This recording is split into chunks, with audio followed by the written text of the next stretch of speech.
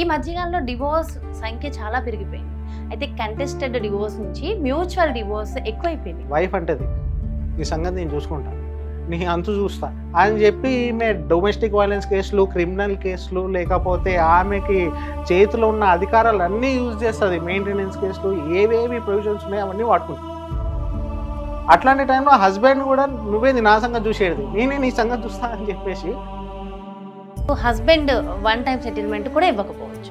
Okay, ఇటు ఉండొచ్చు అటు ఉండొచ్చు. అలాంటప్పుడు ఏం చేయాలంటారు? కేసెస్ క్లోజ్ అయిపోయినాయి, ఇంకా నన్ను ఏం చేయలేరు అనడానికి ఏం లేదు. ఎంఓయూ పాటించకపోతే దానికి ప్రకారం అన్ని కేసెస్ కూడా మళ్ళీ రీఓపెన్ చేసుకోవచ్చు. నమస్తే, నేను మీ జాహ్నవి. లీగల్ అడ్వైజెస్ మనకు అందించడం కోసం మనతో ఉన్నారు ఆర్వికే లా అసోసియేట్ ప్రొప్రైటర్ రాచూరి వంశీకృష్ణ గారు, హైకోర్టు అడ్వకేట్. మీరు మాట్లాడేద్దాం. నమస్తే అండి సార్, ఎలా ఉన్నారు? I'm fine madam. సార్, అయితే మీరు చాలా మందికి చక్కటి అడ్వైజెస్ ఇస్తున్నారు, చాలా చాలా హ్యాపీగా ఉన్నారు. అయితే ఈ మధ్యకాలంలో డివోర్స్ సంఖ్య చాలా పెరిగిపోయింది. అయితే కంటెస్టెడ్ డివోర్స్ నుంచి మ్యూచువల్ డివోర్స్ ఎక్కువైపోయింది. సో అసలు దీన్ని ఎలా చూడాలంటారు? ఇప్పుడు పవన్ కళ్యాణ్ ఒక డైలాగ్ ఉంది, ఒక అమ్మాయి 6 నెలలకు పడుతుంది, ఫైనల్గా 1 ఇయర్కి పడుతుంది అన్నట్లు ఈ కంటెస్టెడ్ డైవర్స్ కూడా ఏదో ఒక టైంలో మ్యూచువల్గా మారితేనే వాళ్ళకు కూడా మంచిది. ఎందుకంటే కంటెస్టెడ్ డైవర్స్ ఎప్పుడైతే వేసుకున్నారో అది చాలా టైం టేకింగ్ ప్రాసెస్. ఫస్ట్లో ఏంటంటే వీళ్ళు ఇద్దరు పార్టీస్ కూడా చాలా ఈగోస్తో ఉంటారు. ఆ ఈగోస్ ఎట్లా అంటే వైఫ్ అంటది ఈ సంగతి నేను చూసుకుంటా, నీ అంతు చూస్తా అని చెప్పి ఈమె డొమెస్టిక్ వైలెన్స్ కేసులు, క్రిమినల్ కేసులు, లేకపోతే ఆమెకి చేతిలో ఉన్న అధికారాలు అన్నీ యూజ్ చేస్తుంది. మెయింటెనెన్స్ కేసులు, ఏవేవి ప్రొవిజన్స్ ఉన్నాయో అవన్నీ వాడుకుంటుంది.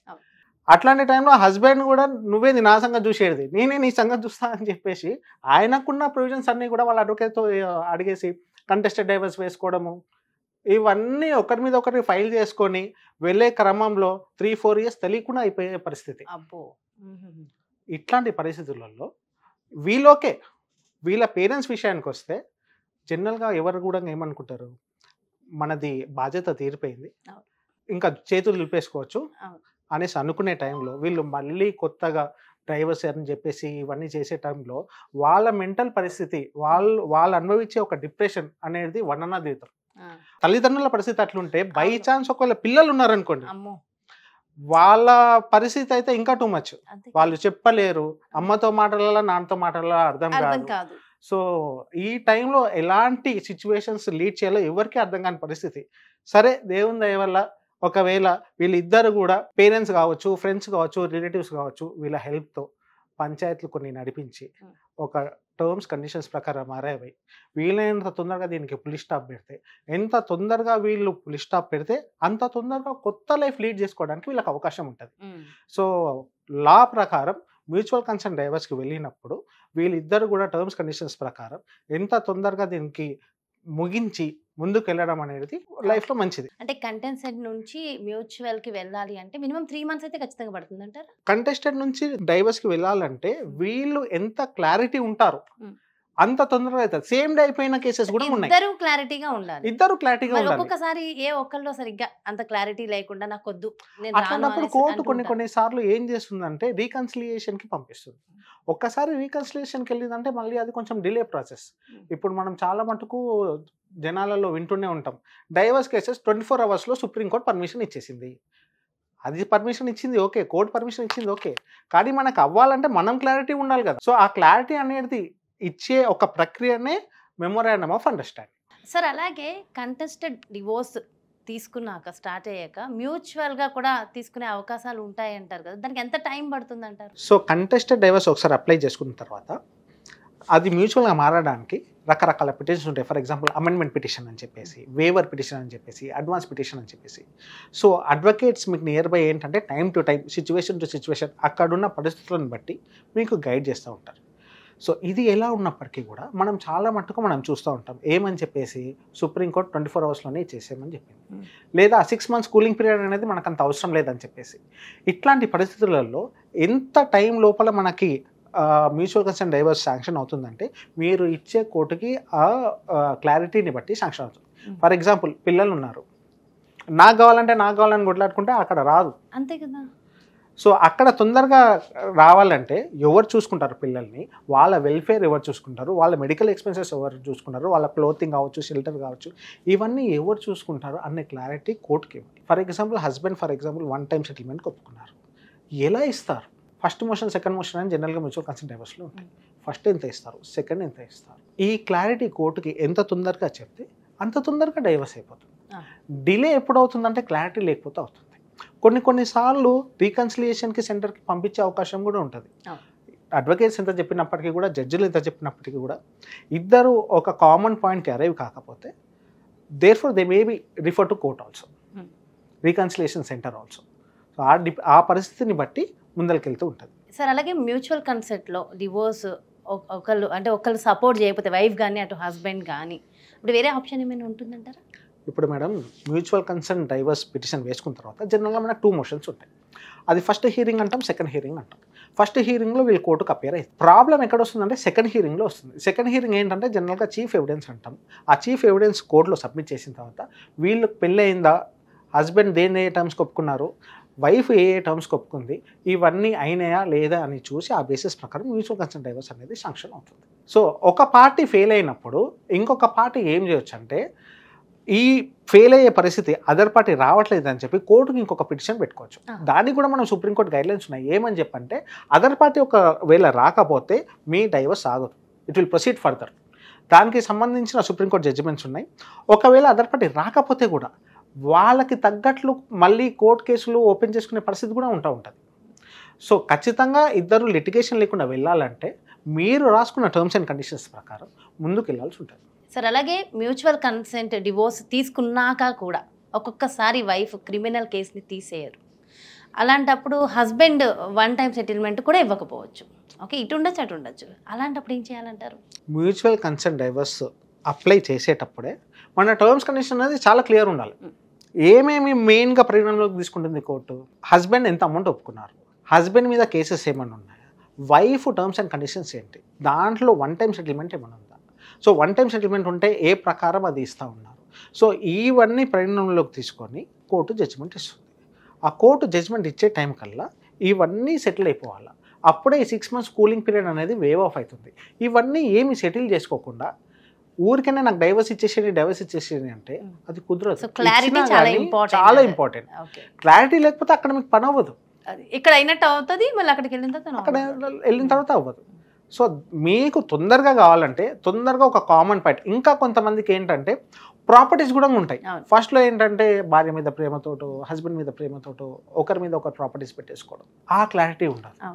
సో డబ్బులు నేనే కట్టినాను కానీ అప్పుడున్న పరిస్థితి ప్రకారం మా వైఫ్ పేరు పైన పెట్టినాను సార్, మరి ఇప్పుడు దానికి రెమెడీస్ ఏంటి అంటే, దానికి లీగల్గా రెమెడీస్ ఉన్నాయి. డిక్లరేషన్ సూట్ అని చెప్పేసి డబ్బులు ఎవరు కడితే వాళ్ళకి మాత్రమే అర్హులు ఉంటారు.